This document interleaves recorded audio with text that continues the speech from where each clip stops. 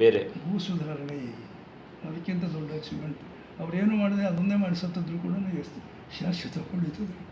ಮುಂಜಪ್ಪನವ್ರು ಹೇಳ್ತಿದ್ರು ಈ ಮಲವರ ಪದ್ಧತಿ, ಜೀತಮುಕ್ತ ಮಲವರತ, ಅದನ್ನು ಸರಿ ಬಸ್ನಿಗಪ್ಪಂದು ಅದಕ್ಕೆ ಕೀರ್ತಿ ಹೋಗ್ಬೇಕು. ಅದಕ್ಕೆ ಒಳ್ಳೆ ಕೆಲಸ ಮಾಡಿದ್ರೆ ಬೆಂಬಲಕ್ಕೆ ಇರ್ತಿದ್ದ,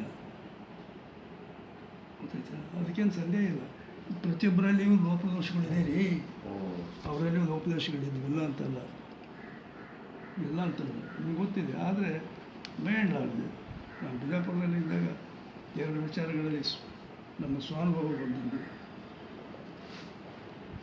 ಮಾಡಿದೆ. ಆವಾಗ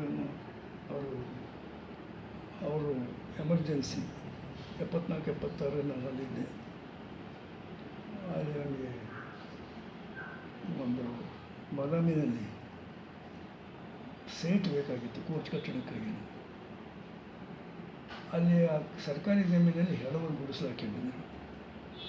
ಅಲ್ಲಿರೋ ಕಲೆಕ್ಟರ್ ಅಂದರೆ DC, ನಾನು ಅವ್ರಿಗೆ ಹೇಳಿದೆ ನಮಗೆ ಸೈಟ್ ಬೇಕಾಗಿ ಕೊಡಿ ಅಂತ ಪತ್ರ ಬರೆದು.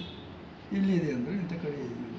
ಅಲ್ಲಿ ಹೋಗಿ ಸರ್ವೆ ಮಾಡಿಸಿದ್ರು, ಇದು ಕೊಡ್ಬೋದು ಅಂತೇಳಿ ತಾಲೂಕು ಕಚೇರಿ ಅಂದರೆ ದೊಡ್ಡ ಜಾಗ, ಅದರಲ್ಲಿ ನಮಗೆ ಒಂದಿಷ್ಟು ಖರ್ಚು ಮಾಡಿ ತೆಗೆದಿಟ್ಟು ಅವರಿಗೆ ನಾವು ಪತ್ರ ಬರೆದಿದ್ವಿ DC, ಬಾಗಲಕೋಟೆ ACಗೆ. ಈಗ ಜುಡಿಷಿಯಲ್ ಡಿಪಾರ್ಟ್ಮೆಂಟಿಗೆ ಅಲಾಟ್ ಮಾಡಿದ್ರು, ಅದನ್ನು ಹ್ಯಾಂಡ್ ಓವರ್ ಮಾಡಿ. ಅಷ್ಟೊತ್ತಿಗೆ ಬೈ ಎಲೆಕ್ಷನ್ ಬಂತು. ಅಲ್ಲಿಂದ ಸಿಟಿಂಗ್ MLA ಸತ್ತ, ಕಾಂಗ್ರೆಸ್ನವ್ರು ನಿಲ್ಲಿಸಿದ್ರು. ಆಗ ಅದು ಪ್ರಸ್ತುತವಾಗಿತ್ತು, ಗೆಲ್ಲಲೇಬೇಕಾಗಿತ್ತು. ಆಗ ಈಗ ಎಡವರು ಬಡವರು ಓಟ್ ಕೊಡ್ತಿದ್ರು. ಅವ್ರಿಗೆ ಅಲ್ಲಿಂದ ಎಬ್ಬಿಸಿ ಕಳಿಸಿದ್ರೆ ಓಟ್ ಉಂಟು 100-300 ಓಟಿತ್ತು. ಬಿಜಾಪುರ DCಗೆ ನೋಡು ಇದನ್ನು ಪೋಸ್ಟ್ಪೋನ್ ಮಾಡಿರಿ ಡೆಲಿವರಿನ ಅಂತ. ಅದೇನು ಮಾಡಿದ್ರು ಗೊತ್ತಾ? ಪತ್ರ ಬಂದ ಹಾಗೆ ಲಿನ್ ಅಂತೇಳಿ ಸೆಕ್ರೆಟರಿ ಚೀಫ್ ಮಿನಿಸ್ಟರ್ ಲಿನ್ ಅಂತಿದ್ದ, ಆತ ಫೋನ್ ಮಾಡಿದ. ಇಲ್ಲಿ SK ಹಾಜರಾ ಅಂತೇಳಿ DCಗೆ ಫೋನ್ ಮಾಡಿ, ಹಾಜರಾ ಇದನ್ನೊಂದು ಡೆಲಿವರಿ ಮಾಡೋದು ತಡ ಮಾಡಿ ನೀನು ಚುನಾವಣೆ ಆಗೋ ತನಕ ಮಾಡಬೇಕು ಅಂತ. ಏನು ಹೇಳಿದ್ರು? DC ಹೇಳಿದ, ಆರ್ಡರ್ ಮಾಡಿದ್ದೆ, ಆರ್ಡರ್ ಡೆಲಿವರಿ ಮಾಡಬೇಕು ಅಂತ ಹೇಳಿದೆ.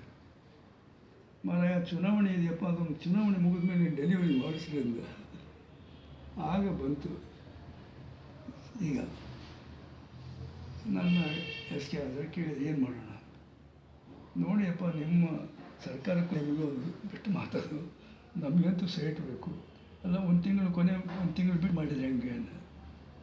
ಆಗ್ಬೋದು, ನಮ್ಮ ಆಕ್ಷೇಪಣೆ. ಆ ವಿಚಾರದಲ್ಲಿ ದೇವರಾಜ ಅರಸು DC ಅವ್ರನ್ನ ಎದುರು ಹಾಕ್ಕೊಳ್ಳಿಲ್ಲ.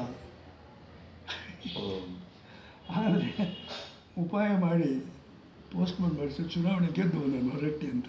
ಹೊರಟ್ಟೆ ಅದರ ಹೆಸರು ಹೊರಕೇರಿ ಅಂತ ಗೆದ್ದು ಬಂದ. ಆಮೇಲೆ ತಕ್ಷಣ ಡೆಲಿವರಿ ಮಾಡಿದೆ. ಅಂದರೆ ನಮಗೆ ಕೊಡ್ತಿರೋದು ಇಂಥವು ಎಷ್ಟೋ ಸಂದರ್ಭಗಳಿಲ್ಲ. ನಮ್ಮ ಪಕ್ಕದ ನಮ್ಮ ಬಾರ್ ಅಸೋಸಿಯೇಷನ್ ಕರೆದಿದ್ದೆ, ನಾನು ಸುಮ್ಮನೆ ಕೂತೆ. ಡಿಸ್ಟ್ರಿಕ್ಟ್ ಜಡ್ಜ್ ಮತ್ತು ಕರೀಲೇಬೇಕು. ಬಾರ್ ಪ್ರೆಸಿಡೆಂಟ್ ಆ ಕಡೆ ಇದ್ದ, ನಾನು ಈ ಕಡೆ ಇದ್ದೆ, ದೇವರಾಜ್ ಪಕ್ಕಕ್ಕಿದ್ರು.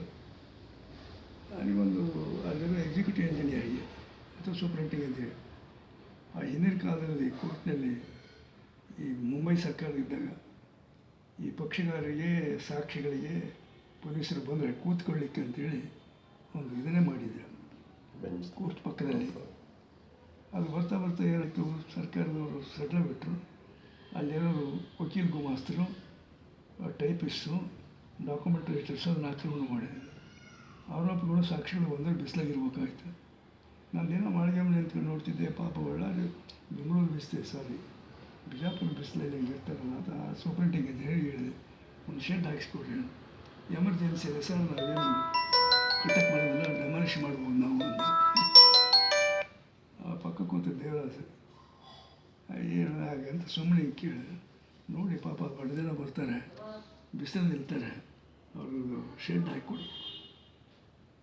ಅದು ಅಷ್ಟೇ, ಒಂದು 5 ನಿಮಿಷದಲ್ಲಿ ಹೇಳಿ ನೀವು ಹೇಳಿದ್ರೆ ಆಗ್ತದೆ. ನಾನು ಅಲ್ಲಿ ಕೂತ್ಕೊಂಡಿದ್ದೆ, ಸೂಪ್ರಿಂಟಿಂಗ್ ಇಂಜಿನಿಯರ್ ಕರೆದು ಡಿಸ್ಟ್ರಿಕ್ಟ್ ಜಡ್ಜನ್ನು ಕೇಳಿ ಅದೇನು ಮಾಡಬೇಕು ಮಾಡಿರಿ ಅಂತ ಮಾಡಿಸ್ಕೊಟ್ರು. ಎಮರ್ಜೆನ್ಸಿ ರಿಲ್ಯಾಕ್ಸ್ ಮಾಡಿ. ಇಂಥವು ಬಡವರಿಗೆ ಏನು ಬರುತ್ತಿದ್ರು ಅದು ನನಗೆ ನಿಜ.